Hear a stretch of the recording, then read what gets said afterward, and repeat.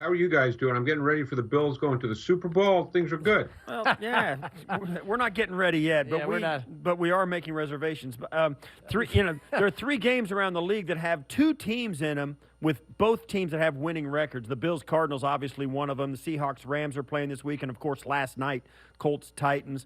How much time have you spent on the Bills-Cardinals so far this week, and what's it look like to you? Because we've been talking about it. It looks a lot like the Seahawks game did, kind of that sort of general matchup. Well, let me just tell you this.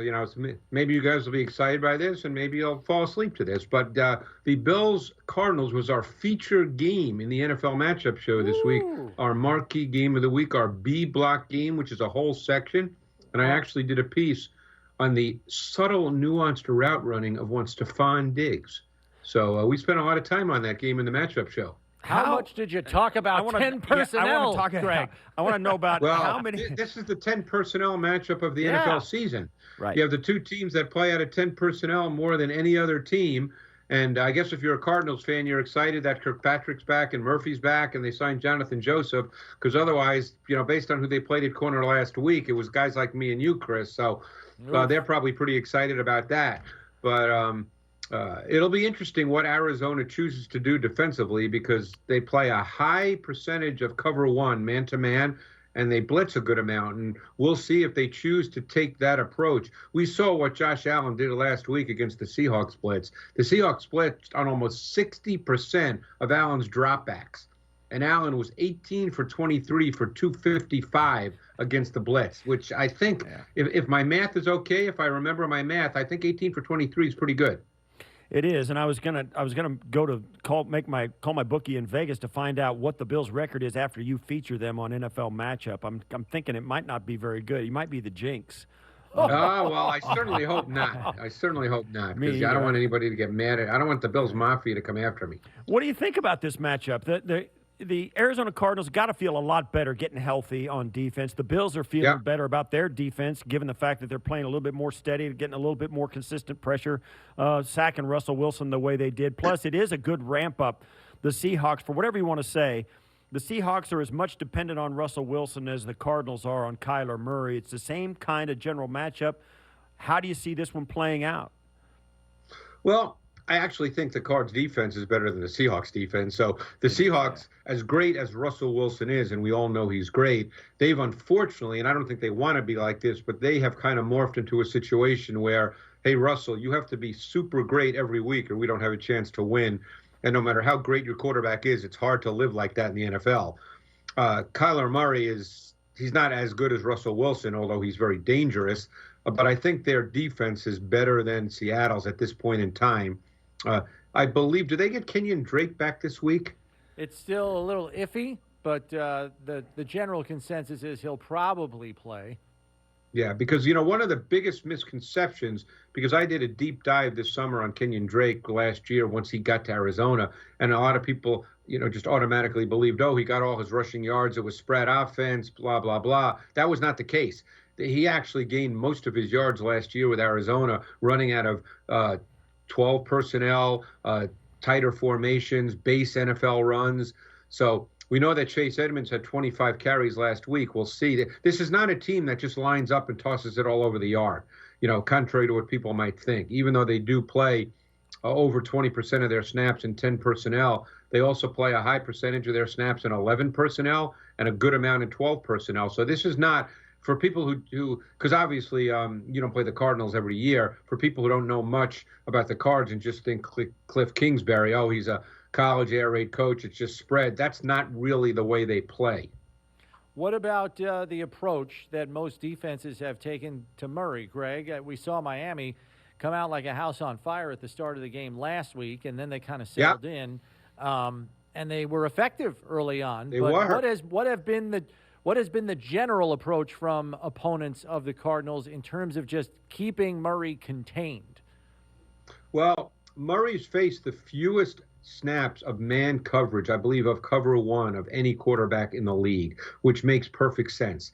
Because as you guys know, when you play cover one, what happens is normally if receivers run routes a little bit down the field, people have to cover them. That's cover one. And you get 5 defenders who are running with 5 eligible receivers, and they don't see the quarterback. So Murray can be very, very effective running the ball in those situations. So therefore, teams don't normally play cover one. And he's such a great athlete that even the spy concept is which I'm not a big believer in anyway, but I think the spy concept is not overly effective against guys like Kyler Murray. So, I think more teams play zone coverage, and they hope to keep the underneath defenders' eyes on him, more than one player, and you try to keep him relatively contained. Look, he can be a great thrower, guys, but he's been a little up and down as a passer this year. He can make great throws, no question. But he's also had some games where he's been a little erratic and inconsistent with his ball placement. Yeah, that's Steve's game plan. Steve's big game plan is keep him in the pocket, make him throw.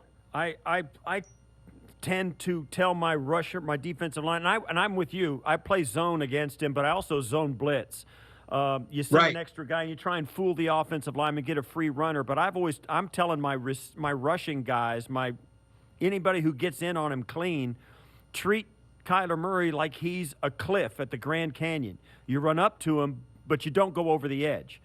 And if you can just get a hand, make him deal with you athletically, standing there, don't let him just sidestep you and then run off into the place and leave you flailing. You got to run up to him like he's a cliff and make sure you stay right where he's at. The key thing with that, and I agree, that's the way it's taught, and the term that's often used is mush rush.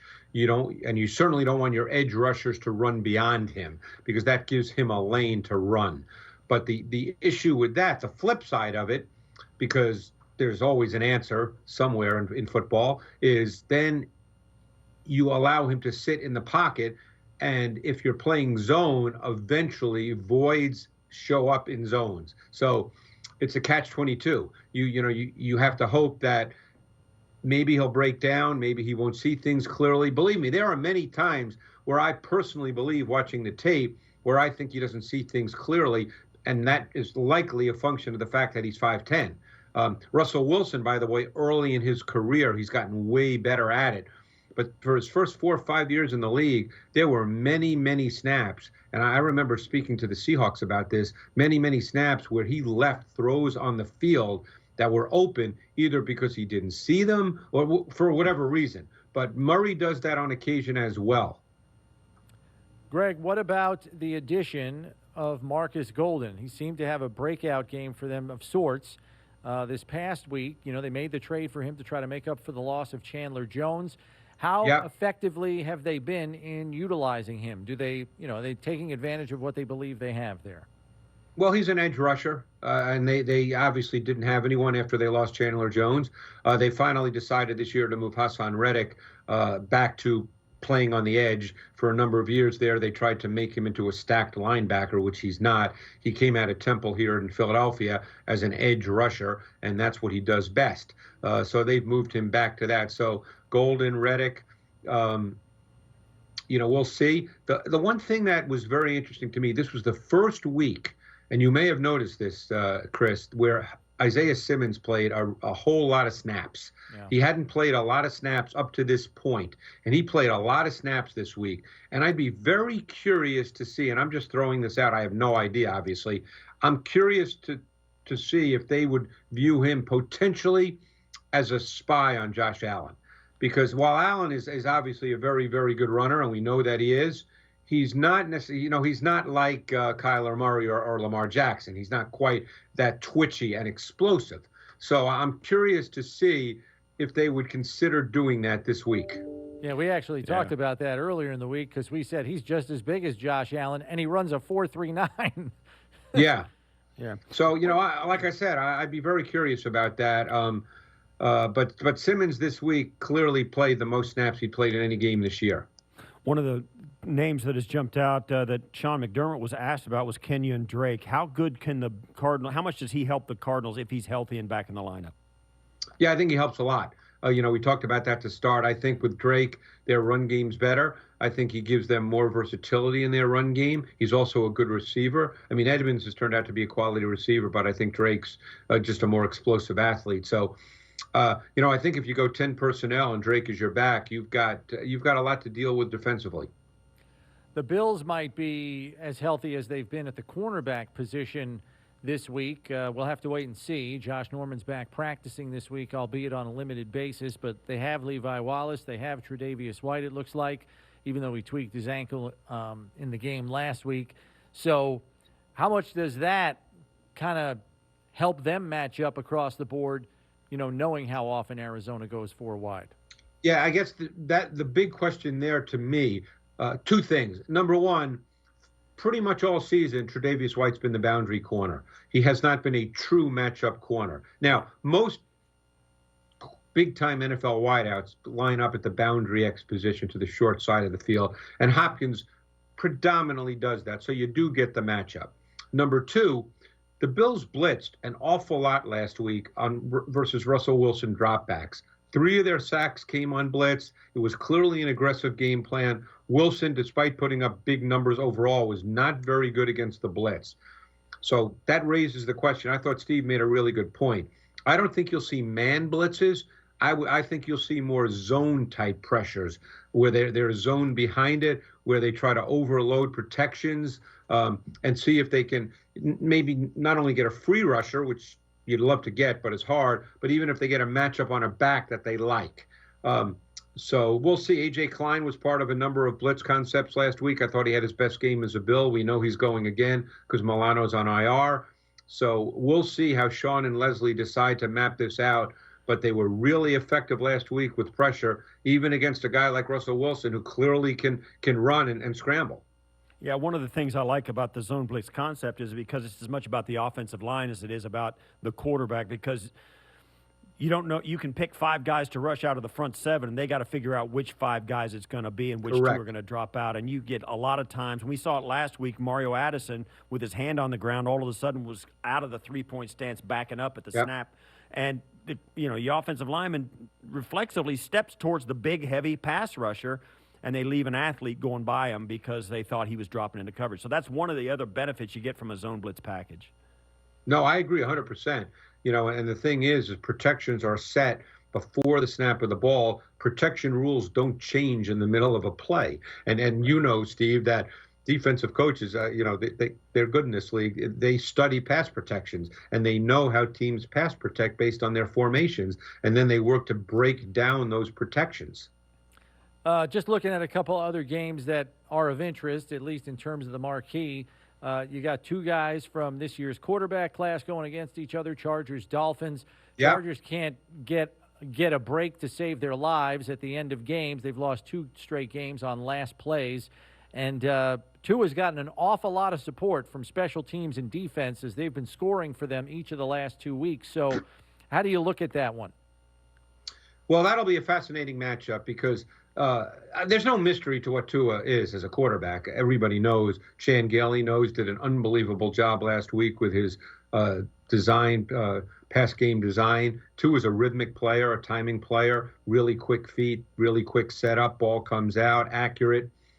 He's playing against a Charger defense. One thing about Gus Bradley's defenses, they're much more execution-based and highly schemed. So I think from a tactical perspective, I would expect Tua to really be able to play with that same rhythmic feel he did a week ago, and I would expect him this week to have a quality game. Yeah, and last night we got a chance to see the Tennessee Titans, Indianapolis Colts play. Surprisingly, I don't know. Phillip Rivers did a nice bounce back last night, I thought. So I think, the Indianapolis Colts will take 6-3, despite the fact that they think, people have been kind of bagging on Phillip Rivers. He's not the same guy he was. But the other parts of that puzzle, mostly the defense, have really made that a team that's a tough out. Yeah. And I'm sure the game surprised people last night being in Nashville. Tennessee, to me, they're a fascinating team because right now, and I learned this from Bill Walsh, and it's one of the things I remember taking away from him, and I thought it was, as I keep going in my career, that I'm really conscious of. He told me that teams have to be able to have a run game and a pass game that work independently from one another, depending on any given week and any given game. And I sense watching the Titans that their pass game and their run game do not operate independently of one another, that they're run game based and everything works off that. And I think they need, during this season, in the middle of a pandemic season, I'm not sure they can change that, but I think that's starting to cause a little bit of an issue for them. With that in mind, Greg, what you just said there, we saw the Bills run it 38 times in beating the Patriots, and then they throw it 38 times in beating the Seahawks last week. Do you feel like their concepts, run and pass, can work independently, as you suggested? Yeah, and I think they know that. And I think Pete Carroll's comments after the game, which, by the way, if a young coach said that, people would be ripping him. But Pete Carroll just signed a 4-year extension, so he probably felt he could say anything he wants. Because he said, as you guys know, after the game, well, we came in really prepared to defend their run game, probably based on what the Bills had done the week before. He basically said they kind of surprised us by throwing it so much.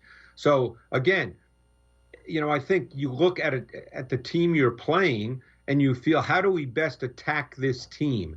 And sure, every team has foundations, but I think, and this is just me talking, I'm not a coach, maybe some coaches will tell me I'm crazy, but I think you can't just say this is the way we play every week no matter what. And, we saw the Bills last week. Clearly that was a Josh Allen game. It was as simple as that. Whereas the week before, it was 14 rushes for Moss. It was 14 rushes for Singletary. It was a different game. Right.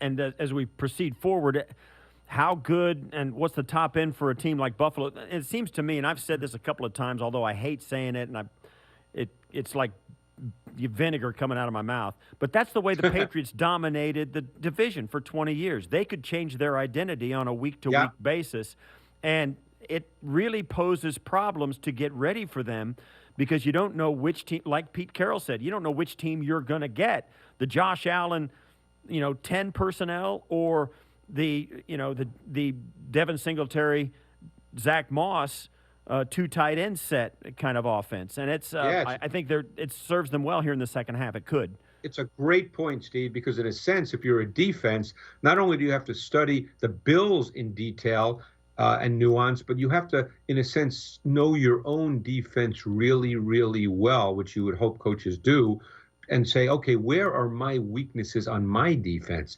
Because that's what I think the Bills will go after this week. And as an offense, and again, who knows where the Bills will go? I thought last week, I'd been telling people that there was nothing wrong with Josh Allen, and I expected him to bounce back because I think he's going to be a really, really good player.